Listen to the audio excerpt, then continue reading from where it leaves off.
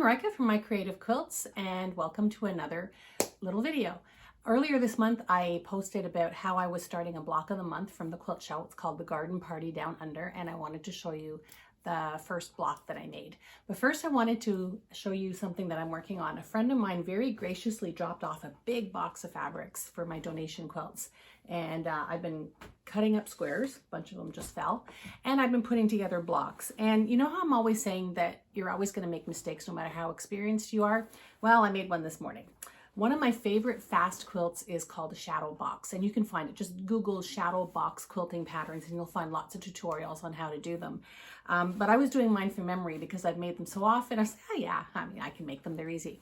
So it turned out nice. It's not completely finished. I'm not completely finished piecing it yet, but I realized after I started piecing it that I made a mistake and that my memory wasn't quite as good as I thought it was. So this is the first two rows that it's going to need borders around it. But if you know the shadow box pattern, you'll probably spot the mistake right away. There's supposed to, see how there is a little white block here because you're trying to give a shadow? There's also supposed to be a little white block here. I didn't do that. Part of me said, take it apart and do it again. And the other part of me said, you know what? It still looks pretty good. So I'm going to leave it as is because I do think it's pretty. But it just goes to show you that, again, no matter how experienced you are, you still are going to make mistakes. Okay, to the block of the month. So this is the center square of the Garden Party Down Under.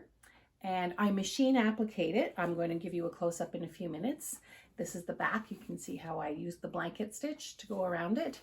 And I made a little list here to make sure I don't forget to tell you everything that I did differently.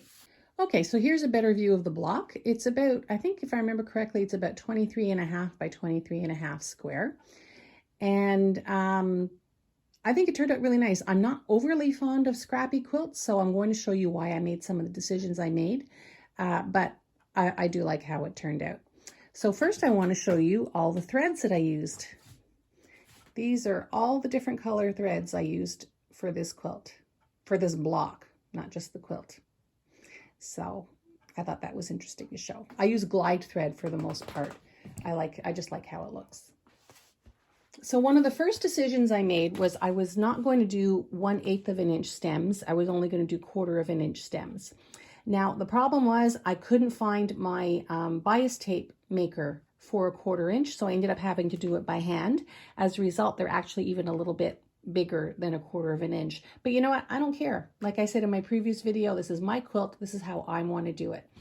I also wanted to use my greens for the stems, so I chose my own fabrics for those. Another thing I wanted to point out, which I thought was interesting, are the berries. Now I used two different fabrics for the berries. I used this one and I used this one, okay? But for a little bit of variety, I also flipped it and used the back side of the purple and the back side of the pink. So that gave me 4 different textures, colors. Now there's very little difference between the front of the purple and the back of the purple, but there's just enough for me to see, give it a little bit of a change. So that's what I did there. The other thing I did differently for this pattern is the border. The original pattern, as Irene Blank did it, was these are all different. These are all scrappy.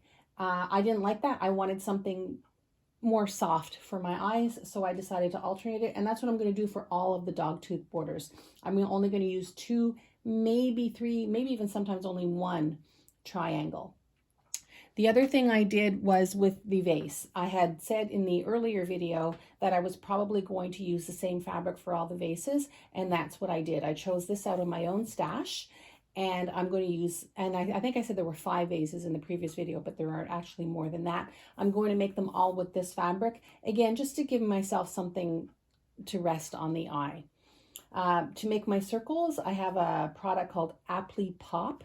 My circles are not great. I'm not happy with them, but I wasn't going to stress over that either. Okay, one of the things is, as part of the pattern, you cut out your leaves and your petals for your flowers. So instead of cutting out each petal individually, I actually cut out like a flower. And I just did it as one. I didn't want to do fiddle with individual petals. I did it as one, and then the center was, I just put the circle on top of it like you were supposed to in the pattern. It just was easier for me, and I think that worked out well.